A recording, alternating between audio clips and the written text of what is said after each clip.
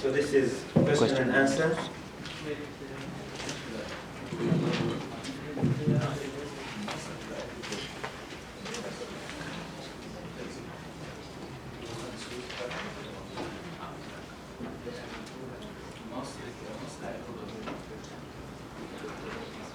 I don't have a question. Yeah.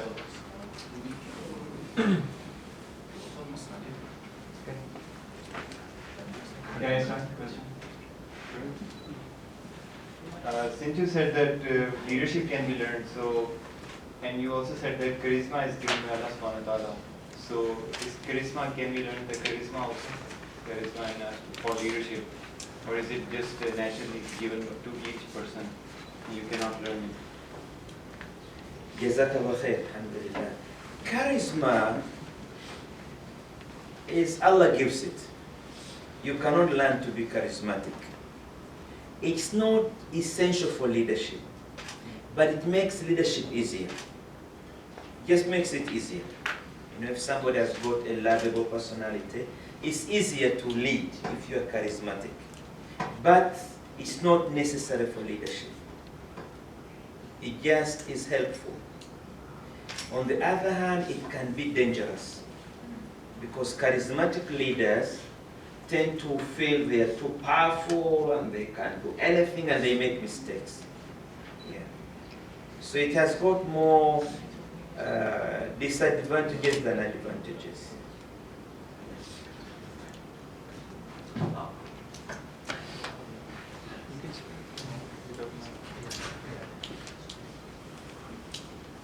It is necessary that a leader need to explain each and everything about Islam to the follower, or he just give them the tips and doesn't disclose everything?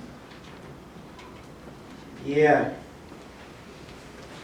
That depends on the situation really. But the leader should explain enough to the followers that they understand what is going on. But there may be details that could create more confusion than clarity. Yeah. You need to know, what do they want to know? So you have got a plan, you have got a vision. As usual, the leader is ahead of the followers in terms of vision. So what do they want to know? You can explain that to them. Maybe there are details they are not interested in. But we need to explain to them just enough so that we can stay together. Yeah. The leader, definitely, a leader is always ahead of the followers in terms of vision. But it shouldn't be too far ahead. Because if it's too far ahead, then there will be a gap between them. And the explanation is what makes a difference. To explain to them, we want to do this, this is how we want to do it. But based on the need to know. Because the followers may need to know certain things, but not many other things. Yeah. Depends what they need to know.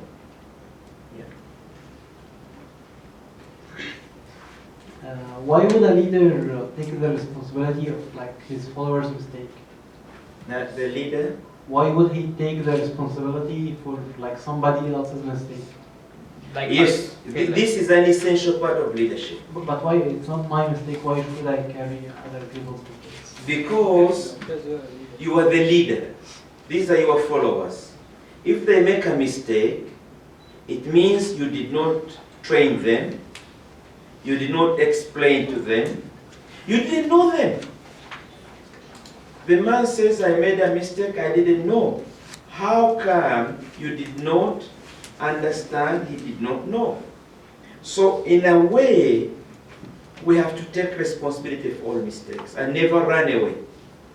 Because as leaders, we personally didn't make the mistake. But we have to take responsibility.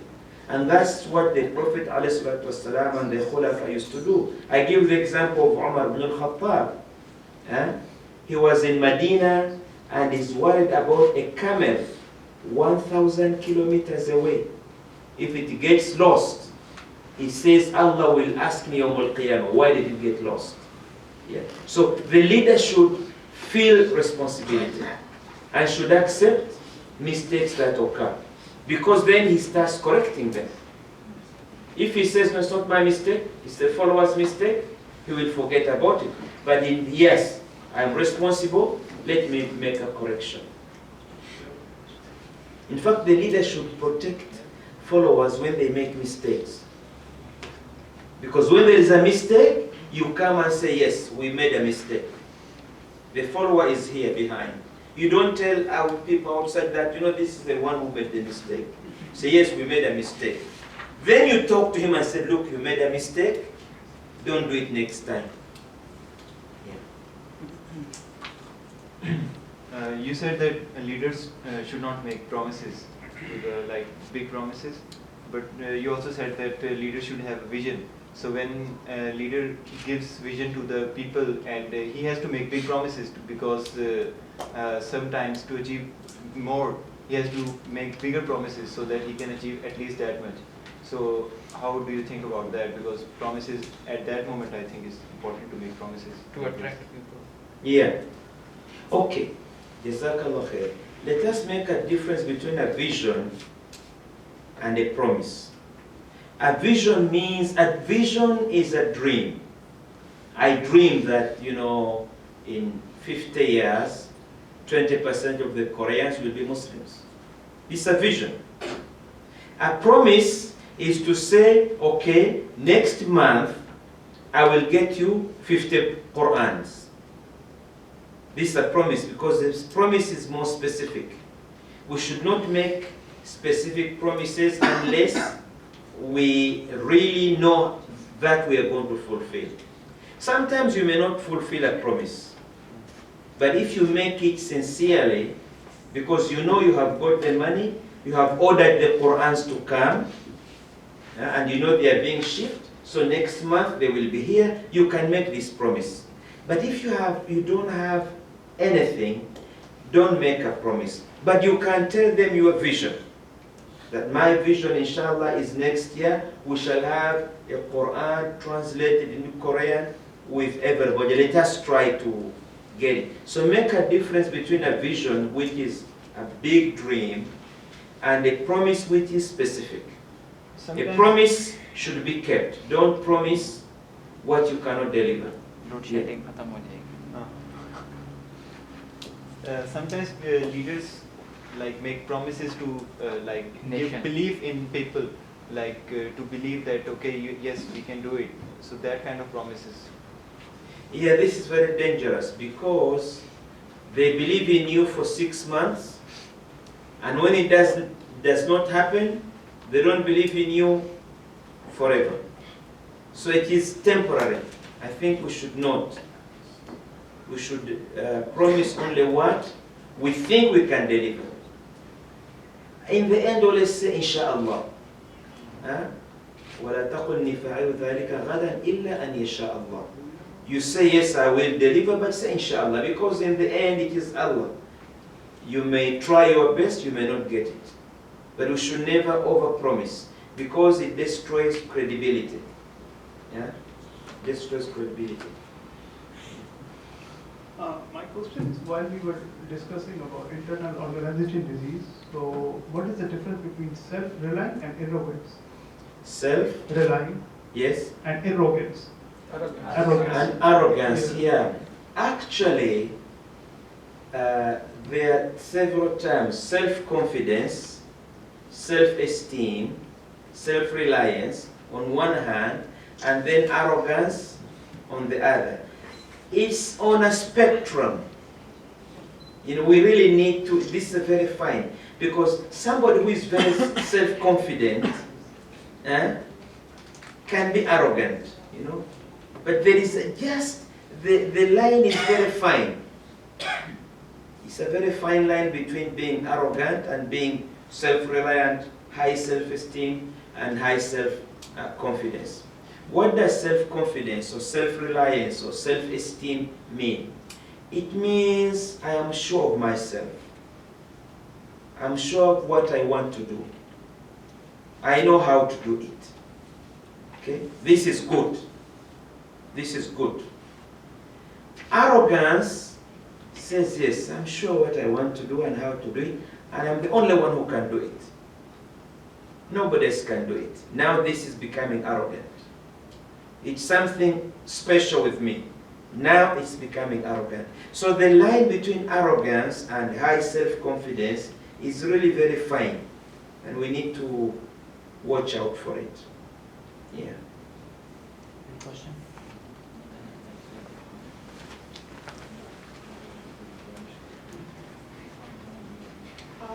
Assalamualaikum. I have this question that in terms of taking advices from people, when a leader is supposed to take advices from people, Yes. how should it be, like listening to everybody and then deciding the event, like the final decision should be mine. Like for example, if I'm the leader, then I'm listening to everybody's advice, but doing what I want to do, or like is it okay to do that, or the judgment should be eventually mine, or basically go for the majority of the vote, or how should it be like?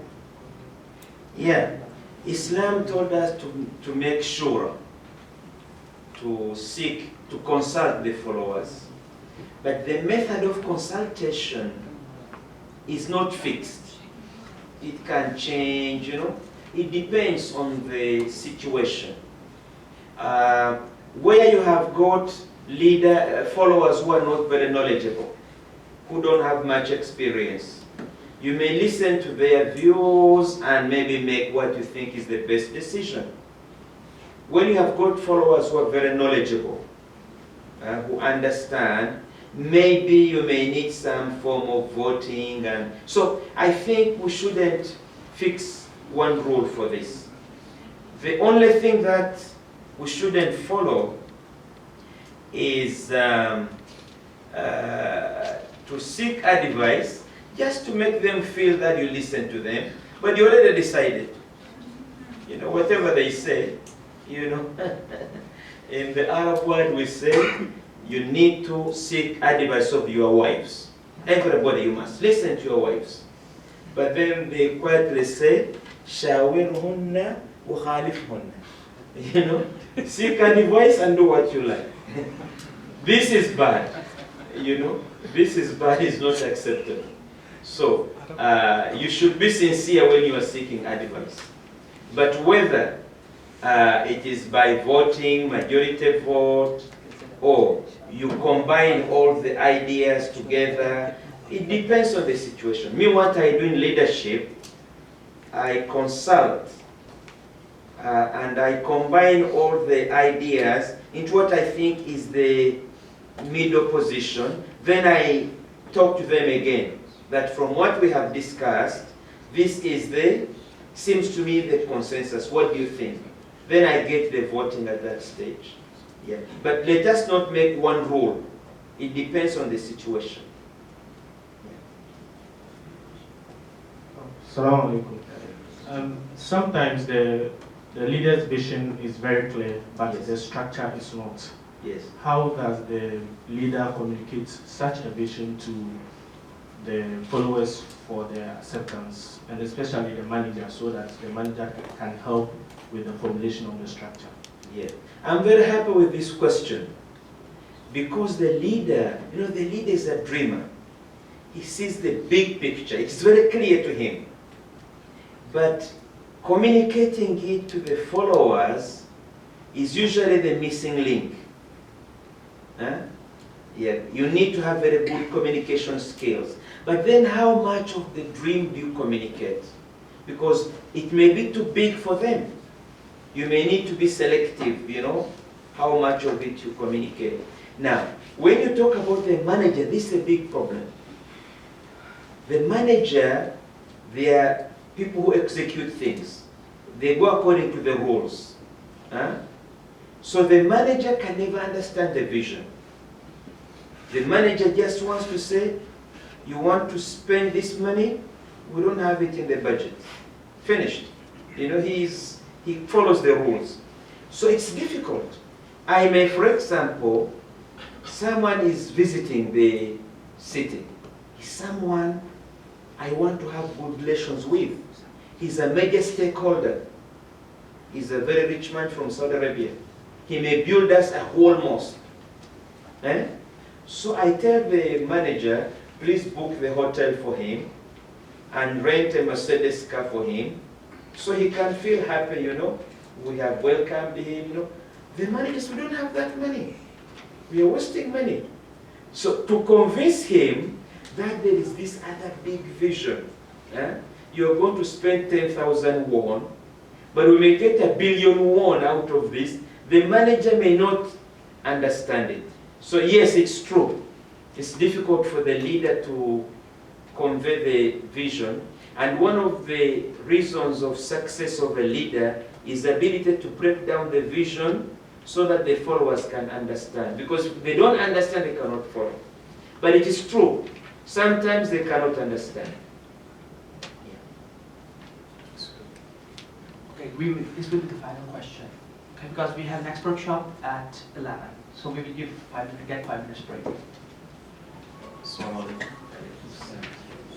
My question is, I understand that leadership is simply a matter of influence. Yes. So what happens if among the followers happens that there is a more influential person than the leader? Yeah. How do we deal with this kind of situation? Yes. Yeah, this actually happens. A leader, you have to share leadership. So if one of the followers has got special qualities, even you don't have, make use of him. Make use of him. Make use of those qualities. Abu Bakr, radiallahu anh, at one time, he was talking with Umar ibn al-Khattab. So Umar ibn al-Khattab told him, Anta afdal minni. Umar told Abu Bakr, you are better than me. Abu Bakr told Umar, Anta aqwa minni. You are stronger than me. Umar was a stronger personality. So if there was a problem, to confront, you call Umar to do it.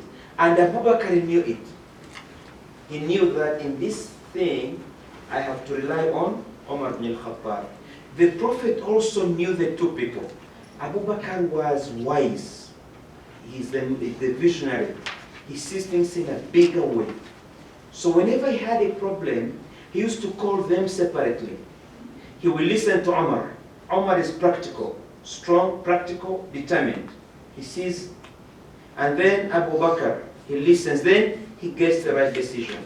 So anybody in the organization who has got a skill that you as a leader do not have, let him do it. And this doesn't decrease your leadership, by the way. A lot of times we are afraid of this, that he will take over. No. People outside, they never see him, they see you. When the organization succeeds, it's the leader they look at, they don't look at him. So there is no reason for you to suppress someone who can make a contribution. Actually give him a challenge and tell everybody that in terms of organizing training camps, this is the man to do it. And you let him do it, give him the confidence to do it. So things will move well. So we need to recognize skills and abilities that followers have, and we make use of them. We don't suppress them. And in my experience, they do not interfere with the leadership. In fact, they make the leadership better and stronger if we trust them and give them a chance. Yeah. Okay, question session. Okay. Assalamu alaikum. You mentioned that leadership all about influence. Yes. So I would like to say it is also leadership is about the sacrifice, because nowadays most of the leaders are, I think, they are influencing, but there is lack of sacrifice. What do you think? Yeah. To be a leader, you need to sacrifice. Really.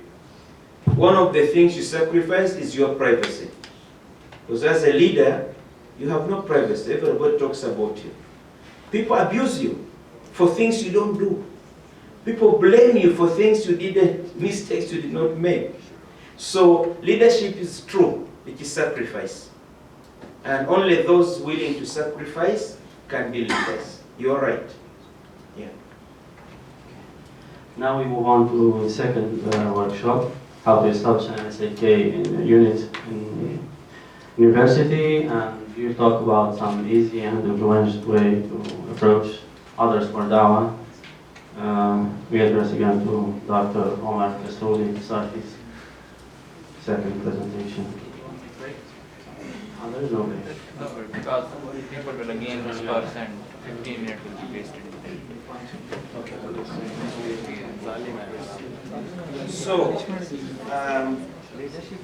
we'll be talking about MSA and also about da'wah. I'm just going to tell you what I think should be the approach of da'wah in a country like Korea. But because I don't know what is going on here, don't take my words seriously. It's theory, you know? It's just what I think. It may not be true. If I lived here for 2, 3, 4 years, then I would be speaking more sense. But this is just, you know, out of my mind. So,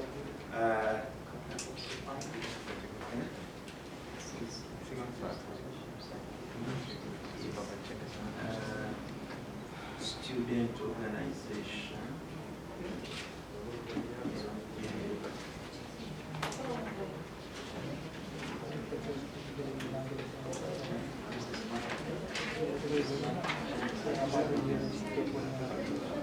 Pointing this one. Okay. And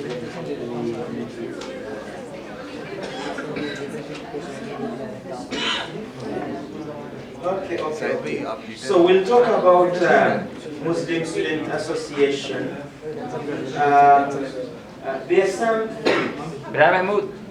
Islamic work among students is very, very important because they are an important segment of society. They are intellectual, they are dynamic, idealistic, and as students they have got fewer pressures on them. You know, you're very free. When you are already out of university, you may be employed somewhere. So whatever you say, your employer may fire you. You may have a position to protect, but as students, really you're free to do a lot of things. The second thing is, what is happening to your mind now is going to be permanent. Because now your intellect and your culture are being solidified. So whatever we do with the student training now, maybe will be lifelong. Now, also this is training students for future leadership. So it's very important to have student organization, student activities. Now, let us talk about young people. Young people have got certain characteristics, which I don't have. Now I have already lost it. The first one is idealism. You know, young people are ideal. You know what the word idealistic? They think you can achieve everything. You know, idealism means not practical really. You know, they have dreams. When you grow older, you realize many things you cannot do. But students, they have got idealism. The second thing, they are open. Students, young people, their mind is open. They listen to any idea. When you are older, already you decide, you know, you hear that music, I'm not interested in music. This one I'm